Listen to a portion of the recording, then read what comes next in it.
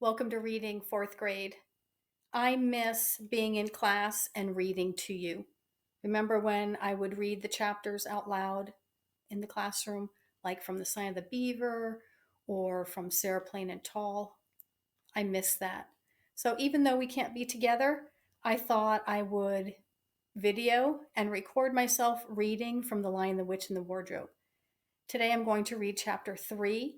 I have also included the chapter in Google Classroom so that when this is over, you can go back and read the chapter on your own so that you can answer questions. All right, sit back, relax. This is chapter 3. Edmund and the Wardrobe. Lucy ran out of the empty room into the passage and found the other three. "It's all right," she repeated. "I've come back." "What on earth are you talking about, Lucy?" asked Susan. "Why," said Lucy in amazement, "haven't you all been wondering where I was?" "So you've been hiding, have you?" said Peter. "Poor old Lou. Hiding and nobody noticed. You'll have to hide longer than that if you want people to start looking for you." "But I've been away for hours and hours," said Lucy. The others all stared at one another. "Batty," said Edmund, tapping his head. "Quite batty." "What do you mean, Lou?" said Peter. "What I said," answered Lucy. "It was just after breakfast when I went into the wardrobe, and I've been away for hours and hours and had tea, and all sorts of things have happened." "Oh, don't be silly, Lucy," said Susan. "We've only just come out of that room a moment ago, and you were there then." "She's not being silly at all," said Peter. "She's just making up a story for fun, aren't you, Lou? And why shouldn't she?" "No, Peter, I'm not," she said. It's a magic wardrobe. There's a wood inside it, and it's snowing, and there's a faun and a witch, and it's called Narnia. Come and see." The others did not know what to think, but Lucy was so excited that they all went back with her into the room. She rushed ahead of them, flung open the door of the wardrobe, and cried, "Now! Go in and see for yourselves." "Why, you goose," said Susan, putting her head inside and pulling the fur coats apart. "It's just an ordinary wardrobe. Look, there's the back of it." Then everyone looked in and pulled the coats apart, and they all saw, Lucy herself saw, a perfectly ordinary wardrobe. There was no wood and no snow, only the back of the wardrobe with hooks on it. Peter went in and rapped his knuckles on it to make sure that it was solid. "A jolly good hoax, Lou," he said as he came out again. "You have really taken us in. I must admit, we half believed you." "But it wasn't a hoax at all," said Lucy. "Really and truly. It was all different a moment ago. Honestly, it was. I promise." "Come, Lou," said Peter. "That's going a bit far. You've had your joke. Hadn't you better drop it now?" Lucy grew very red in the face and tried to say something, though she hardly knew what she was trying to say, and burst into tears. For the next few days she was very miserable. She could have made it up with the others quite easily at any moment if she could have brought herself to say that the whole thing was only a story made up for fun. But Lucy was a very truthful girl, and she knew that she was really in the right, and she could not bring herself to say this. The others, who thought she was telling a lie, and a silly lie too, made her very unhappy. The two elder ones did this without meaning to do it, but Edmund could be spiteful. He sneered and jeered at Lucy and kept on asking her if she had found any other new countries in other cupboards all over the house. What made it worse was that these days ought to have been delightful. The weather was fine and they were out of doors from morning to night, swimming, fishing, climbing trees, birds nesting, and lying in the heather. But Lucy could not properly enjoy any of it, and so things went on until the next wet day.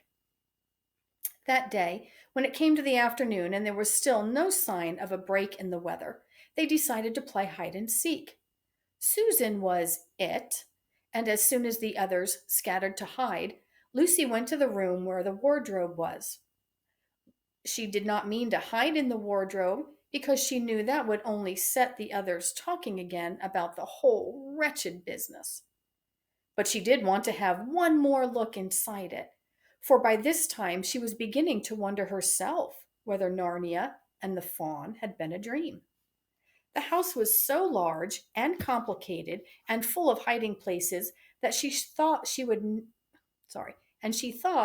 have time to have one look into the wardrobe and then hide somewhere else. But as soon as she reached it, she heard steps in the passage outside, and then there was nothing for it but to jump into the wardrobe and hold the door closed behind her. She did not shut it properly because she knew that it is very silly to shut oneself into a wardrobe, even if it is not a magic one.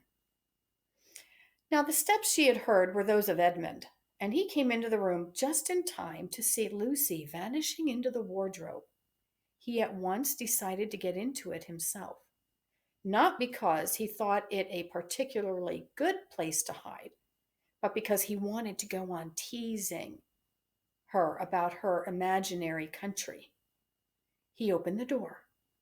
There were the coats hanging up as usual, and a smell of mothballs, and darkness, and silence, but no sign of Lucy. "She thinks I am Susan, coming to catch her," said Edmund to himself, "and so she's keeping very quiet in at the back." He jumped in and shut the door, forgetting what a very foolish thing that is to do. And then he began feeling about for Lucy in the dark. He had expected to find her in a few seconds and was very surprised when he did not. He decided to open the door again and let in some light, but he could not find the door either. He didn't like this at all and began groping wildly in every direction.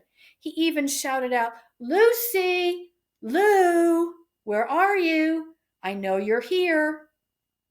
There was no answer, and Edmund noticed that his own voice had a curious sound. Not the sound you expect in a cupboard, but a kind of open air sound. He also noticed that he was unexpectedly cold, and then he saw a light. "Thank goodness," said Edmund. "The door must have swung open of its own accord." He forgot all about Lucy and went towards the light, which he thought was the open door of the wardrobe. But instead of finding himself stepping out into the spare room, he found himself stepping out from the shadow of some thick, dark fir trees into an open place in the middle of a wood. There was crisp, dry snow under his feet and more snow lying on the branches of the trees. Overhead, there was a pale blue sky, the sort of sky one sees on a fine winter day in the morning. Straight ahead of him, he saw between the tree trunks the sun, just rising, very red and clear. Everything was perfectly still, as if he were the only living creature in that country. There was not even a robin or a squirrel among the trees, and the wood stretched as far as he could see in every direction. He shivered. He now remembered that he had been looking for Lucy, and also how unpleasant he had been to her about her imaginary country, which now turned out not to have been imaginary at all. He thought that she must be somewhere quite close, and so he shouted, "Lucy! Lucy! I'm here too! Edmund!" There was no answer. "She's angry about all the things I've been saying lately," thought Edmund. And though he did not like to admit that he had been wrong, he also did not much like being alone in this strange, cold, quiet place. So he shouted again, "I say, Lou!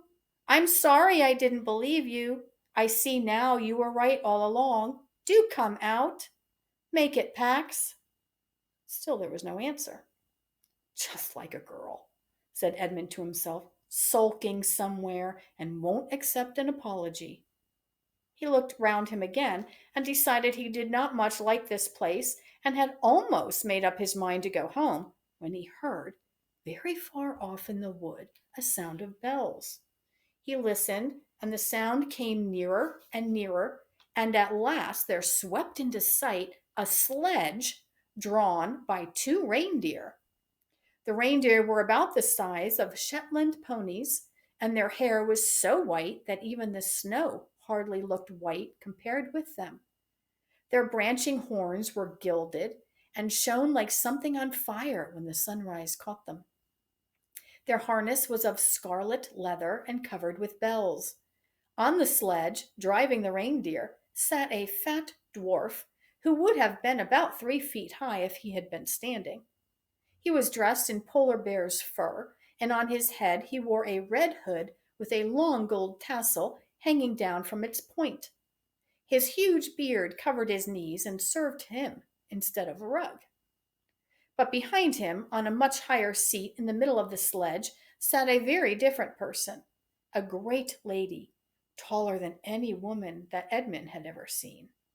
She also was covered in white fur up to her throat and held a long, straight golden wand in her right hand and wore a golden crown on her head. Her face was white, not merely pale, but white like snow or paper or icing sugar, except for her very red mouth. It was a beautiful face in other respects, but proud and cold and stern. The sledge was a fine sight as it came sweeping towards Edmund with the bells jingling and the dwarf cracking his whip and the snow flying up on each side of it. "Stop!" said the lady, and the dwarf pulled the reindeer up so sharp that they almost sat down. Then they recovered themselves and stood champing their bits and blowing. In the frosty air, the breath coming out of their nostrils looked like smoke. "And what, pray, are you?" said the lady, looking hard at Edmund. I'm, my name's Edmund," said Edmund rather awkwardly. He did not like the way she looked at him. The lady frowned. "Is that how you address a queen?" she asked, looking sterner than ever. "I beg your pardon, your majesty. I didn't know," said Edmund. "Not know the Queen of Narnia?" cried she. "Ha! You shall know us better hereafter. But I repeat, what are you?" "Please, your majesty," said Edmund, "I don't know what you mean. I'm at school. At least I was. It's the holidays now." Chapter 3. Boys and girls, who gives Lucy the hardest time about Narnia? Do you remember which of the three? If you think Edmund, you'd be right. And he's the one that followed her in to the wardrobe, right, to make fun of her. He gave her a hard time. Lucy stuck to her story, though, didn't she? How do you think of Lucy because of that? Because she stuck to her story, she knew it was the truth. She didn't want to just say, "Oh, yeah, it was a joke," just so that everybody would, let her be, right? She stuck to her story. She persevered. She stuck to the truth, right? What do you think of her? Why did Edmund go into the wardrobe? Why did Edmund go into the wardrobe? It was because he wanted to tease Lucy, right? Boys and girls, chapter 3. Until next time. Bye-bye.